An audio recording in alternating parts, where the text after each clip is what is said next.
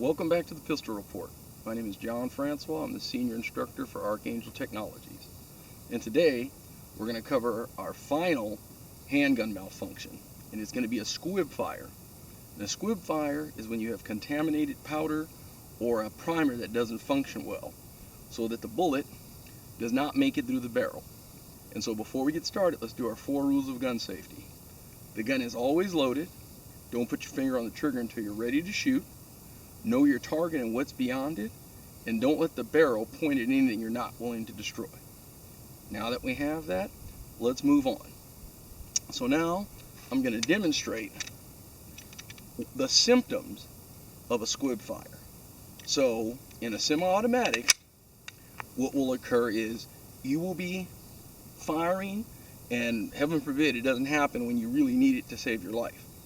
But if you're on the range and you're firing, the first thing you'll notice is that the recoil is light and the sound is different than any of the other rounds that you fired from your firearm. And when you come back up on target and pull the trigger, it will not fire because the slide will be out of battery, which means that's in battery and that is out of battery. If it's out of battery, the trigger cannot be engaged. When it's in battery, the firearm can fire.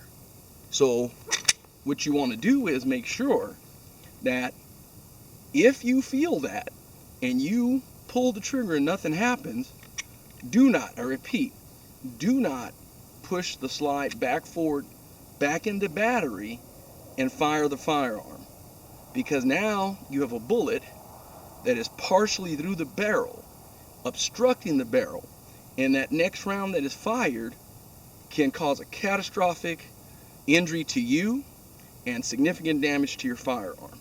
So just remember, you feel a light recoil, it's not going to sound right, and then if you inspect your firearm and it's out of battery, do not push it back in and fire. Stop, call a ceasefire. You're on a formal range, and let a range master or a gunsmith take a look at your firearm, because the only way to clear this is to actually disassemble the firearm. And once it's disassembled, and I have a training aid here to explain. This is a barrel from a handgun.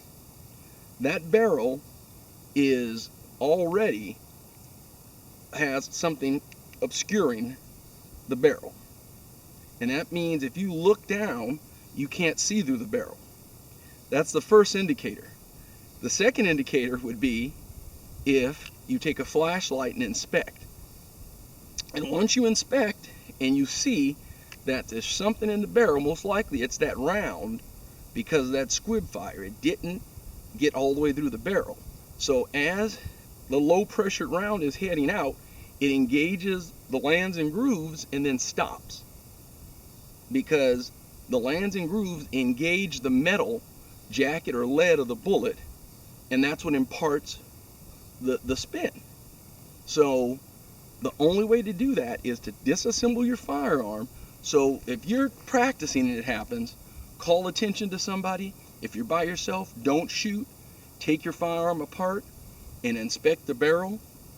And you're going to need a cleaning rod. We're going to use a number 2 pencil just for demonstrations purposes, because we didn't put a real bullet in here.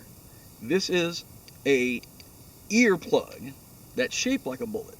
So what we're going to do is, in real life, you would have to take a cleaning rod and push from the firing end of the gun, not the business end where the bullet comes out of, and you have to tap it out or push it out until that bullet is popped out, and then you can tap it the rest of the way out, and that is how you clear it.